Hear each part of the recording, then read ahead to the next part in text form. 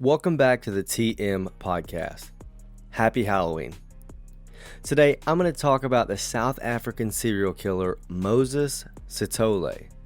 But first, I would like to thank one of my sponsors of the podcast, MyMedic.com. MyMedic makes the best first aid kits on the planet. They are the one-stop destination for all of your medical gear needs. Their kits are designed for everyone. Home, car, work, specific activity, they've got it covered. Their supplies have been tested by experts, and their goal is to keep you prepared while you're out doing what you love. Now, if you're wondering why this episode is late, it's because I've been in New Orleans for around a week at Voodoo Fest. It was a great time, and I recommend going next year if you've never been. So, Moses Sithole, or as my brain wants to read it, Moses Shithole, was born in 1964 in a poor area called the Transvaal Province. Very little is known about his childhood, but what is known is that his father passed away when he was around 5 years old, and soon after that... What was that? You want to tell the story? Anyways, cat! Anyways, the little that is known is that his father passed away when he was around 5 years old, and soon after that, his mother straight up walked out on his family. Keep in mind that this is in the 60s in an underdeveloped area in the middle of a poor town, so I'm sure that it wasn't that uncommon of a scenario. He ended up spending a few years in and out of orphanages before he ran away due to some alleged abuse to work in the gold mines in Johannesburg with his brother. He immediately became the shithole that we know at this point. In his teens, he was arrested for raping a few different females, and he spent around 7 years in prison for this, but claims that it was due to false allegations. In his own words, he stated that the transformation from a regular person to a murderer was strictly due to this imprisonment. He said that in the eyes of his victims, he saw his false accusers. All of them reminded him of the women who spoke out against him and put him in prison. He was released in 1993 on good behavior. He soon got a job working with a charity organization that focused on victims of abuse, ironically, and he met and had a child with a local woman not long after. Shortly after that, local authorities found the bodies of 4 different women who had been strangled and raped. They also discovered the body of one of the victims' sons as well, and they were pretty sure that a serial killer was responsible. In the following months, they would find several additional bodies in the same state: sexually assaulted, strangled, and murdered. On July 17, 1995, a witness sees a man acting very suspiciously towards a woman and then sees both of them walking away from the area. The witness decided that they would go check it out and actually discovered the woman's dead body. Unfortunately, they were too far away to get a good look at the guy, and they weren't able to really provide much information to the authorities. The police did discover that some of these people had been going out to meet someone who had promised them some sort of employment. And on September 16, 1995, they discovered another body. While they were investigating the scene, they discovered 10 more bodies buried in a makeshift grave. This now put the body count to around 20 and spanned an area of around 3 separate towns: Atteridgeville, Boxburg, and Cleveland.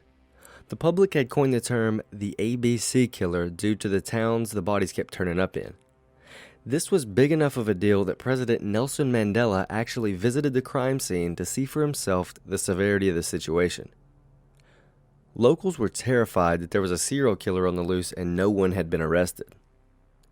With lack of resources able to catch the killer, the police sought help from the FBI, and FBI profiler Robert Ressler went to Africa and looked into the investigation. He determined that the killer must be intelligent and organized and possibly had the help of a second killer. In the investigations, they also determined that one of the victims was last seen on her way to an appointment about a job offer. She had told someone that the man that she was going to meet was named Moses Sithole. The police did some digging and questioning and discovered that his name had been mentioned by a few other witnesses in regarding the meeting or job offer these victims were going to. They were sure that they had the first real suspect in the case. They decided that they would go interrogate him, only to find out that he wasn't home and he had essentially ran away from his wife and child. But being on the run didn't stop him, and the next few days the police found another body. Around that same time, the Star newspaper got a call from a man that said that he was the serial killer that everyone was looking for, and said that he would meet up with them to talk about it. They notified police, but when they tried to meet up with him, he didn't show. So, the newspaper released his information to the public. Now, with his face all over the newspapers, he had nowhere to hide. On October 18, 1995, police found him, but he wasn't willing just to be arrested and tried to attack a police officer with an axe. Police shot him in the stomach and the leg and sent him to the hospital for surgery. It was discovered that he was HIV positive on top of everything else that was going on. He survived and was sent to a military hospital where he confessed to the murders. He said that he had no accomplices and all the crimes were just him. He tried to convince a judge and jury that he was coerced into a confession and he was actually not guilty. But no one believed him after seeing the tapes of his confession, and he was found guilty of 38 counts of murder, 40 counts of rape, and 6 counts of robbery. The judge wanted to sentence him to death, but apparently the death penalty had been done away with in South Africa earlier in the same year. So instead, the judge sentenced him to 2,410 years in prison. He will be eligible for parole in 930 years. In a bit of irony, the medical treatment he receives there will be far greater than what he would have received if he was never arrested, meaning that his HIV will be treated and prolong his life and keep him in prison longer. He is still alive today and imprisoned in the Mwangang Correctional Facility. 11 of his victims were never identified, and for fear of disrespecting the names by not pronouncing them correctly, I will not be stating the names of the others. I personally think that he murdered more than just the people that he was charged for, but I don't believe that we'll ever know, especially with how little information there is on this case. It was kind of the reason why I wanted to do this one. The unfortunate reality is that other countries aren't like we are here in the United States.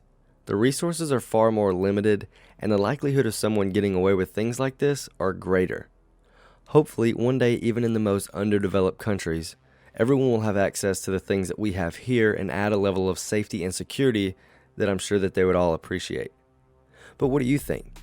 Let me know by contacting me on any of the social media accounts for the podcast, or you can message me directly at tmpodcast19@gmail.com, and I will try my best to respond quickly. Don't forget to like, subscribe, or follow the podcast on whatever you're listening on. Thank you for listening to the TM Podcast.